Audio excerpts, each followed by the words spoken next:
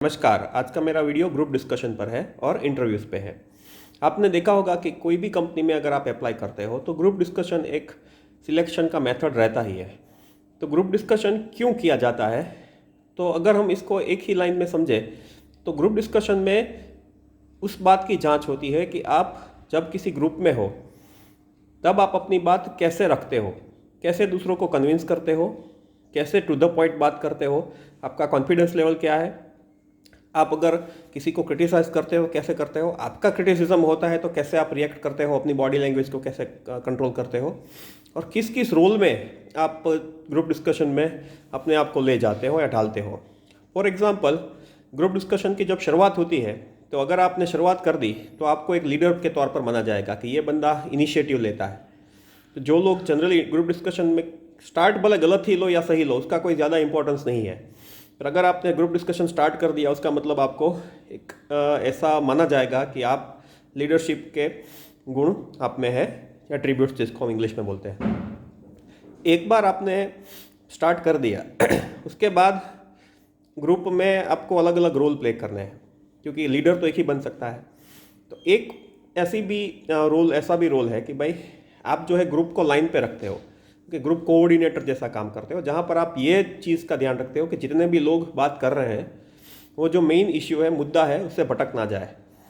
अब कई बार क्या होता है कि ग्रुप में चर्चाएं होती है तो इमोशंस बीच में आ जाते हैं, लोग गुस्सा हो जाते हैं, कई बार जो है एक दूसरे को क्रिटिसाइज़ कर देते हैं। तो आप एक काम ये भी कर सकते हो कि पूरे ग्रुप को आप बोलो और संभालो और बोलो कि भाई चलो हम जो है मेन इश्यू पे बात करते हैं, मेन मुद्दे पे बात करते हैं। तीसरा जो आपके उसमें देखा जाएगा कि आप बेसिकली कंक्लूड कैसे करते हो। तो एक ये भी है कि आप स्टार्ट नहीं कर पाए तो आप कंक्लूजन कर दो, तो वो भी एक तरीके का आपका क्वालिटी माना जाएगा कि चलो ये बंदा जो है किसी भी डिस्कशन को कंक्लूड कर सकता है। चौथी चीज़ ये है कि आप अपनी आर्ग्यूमेंट्स कैसे बिल्ड करते हो। फॉर एग्जांपल, ए के बाद बी और बी के बाद ही सी आता है, और एक के बाद दो और दो के बाद तीन आता है। ए के बाद आपने डी रखा, डी के बाद आपने बी रखा, तो उस आर्ग्यूमेंट्स को बिल्कुल ही वैलिड नहीं माना जाएगा। तो आप आर्ग्यूमेंट्स करो उतना काफ़ी नहीं है, आप अपनी आर्ग्यूमेंट्स को लॉजिकली कैसे बिल्ड करते हो। जैसे कि एक बुक में चैप्टर होता है, पहला इंट्रोडक्शन होता है और लास्ट कंक्लूजन वाला होता है, कुछ उसी तरीके से आपको अपनी आर्ग्यूमेंट्स बिल्ड करनी पड़ेगी। एक और चीज़ ध्यान रखिए कि अगर ग्रुप डिस्कशन का टॉपिक ऐसा है कि आपको उसके बारे में कुछ भी पता नहीं है तो चुपचाप सुने, दूसरों की बातें सुने और फिर उन्हीं बातों को पैराफ्रेज करें। पैराफ्रेज का मतलब है उन्हीं बातों को दूसरे शब्दों में रिपीट करें। For example, I agree with my friend X और I agree with my friend Y. तो उस तरीके से क्या होगा कि आप कुछ बोल भी लोगे और आपका जो उस पर ज्ञान नहीं है तो वो चीज़ भी थोड़ी बहुत उसका भी आप केयर कर सकोगे या उसकी भी आप थोड़ा तोड़ निकाल सकोगे। एक और चीज़ याद रखिए कि ग्रुप डिस्कशन में सभी लोग फ्रेंड्स हैं, मतलब आप किसी को भी अपने नाम से मत बुलाइए। अगर आप किसी को जानते भी हैं, आपका दोस्त है, तो भी उसको डियर फ्रेंड के नाम से ही बुलाइए। ओके, उसका नाम मत लीजिए। वो एक प्रोटोकॉल के तौर पर माना गया है कि भाई ग्रुप डिस्कशन में सभी लोग जो है एक दूसरे को नाम से नहीं बुलाएंगे। जनरली इसका रीज़न तो मुझे नहीं पता, पर जो भी मैंने क्लासेस किए थे ग्रुप डिस्कशन वगैरह के, जब मैंने एमबीए में एडमिशन लिया था तो हमको वहाँ ये सिखाया गया था कि भाई किसी का भी नाम हो सके वहाँ पर मत लो। शायद एक रीज़न ये हो सकता है कि भाई लोग मिले जुले हो एक दूसरे को, मतलब उनका एक कार्टेल जैसा हो, सारे दोस्त आ गए हैं तो उससे जो शायद है जो इवेल्यूटर्स है उनके दिमाग में कोई शक आ सकता है। पर ये मेरा एक अंदाज़ा है, मैं ये नहीं कह रहा हूँ कि यही रीज़न है। और एक बात याद रखिए, किसी भी हालत में अपना टेम्पर मत गवाइए, आप गुस्सा मत होइए, डोंट गेट इमोशनल।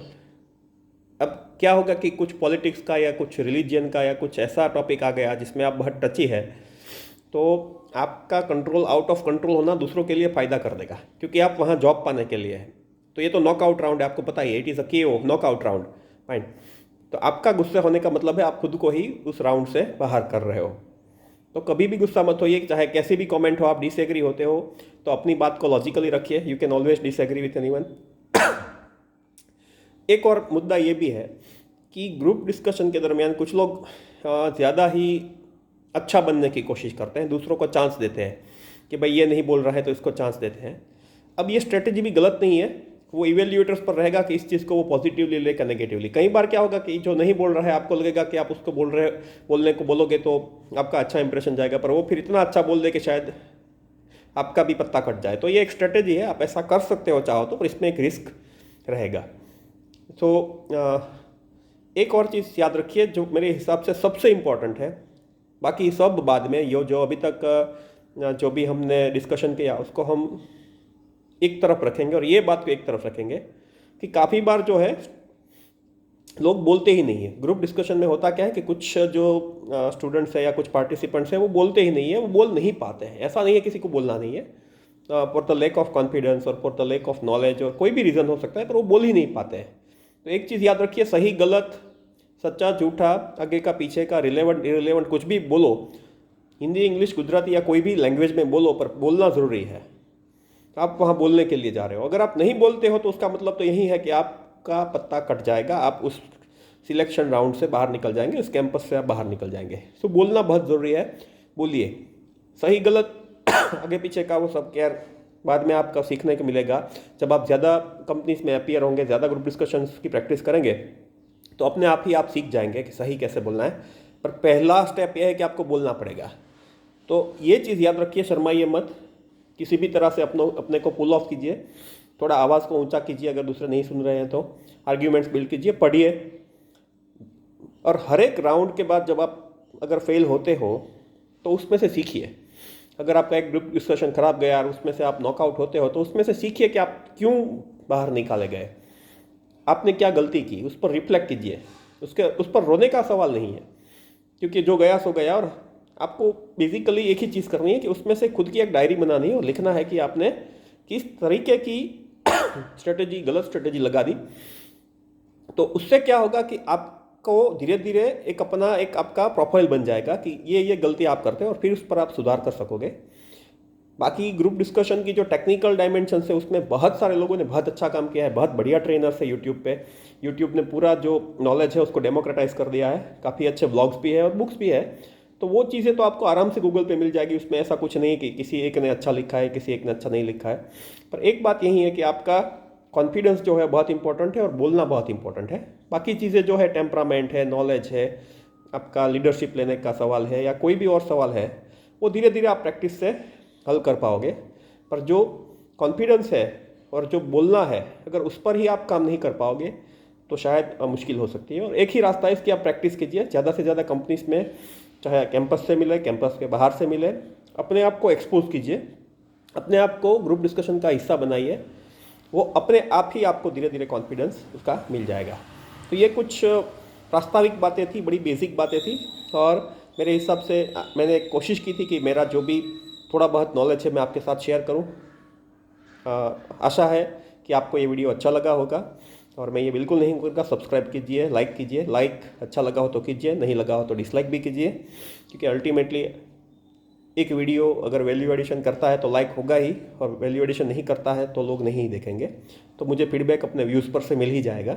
सो शुक्रिया आपका समय देने के लिए। और मैं आशा रखता हूँ कि आपने एटलीस्ट 1-2 चीज़ें सीखी होंगी और इसको आप लॉजिकली आगे ले जाओगे। शुक्रिया।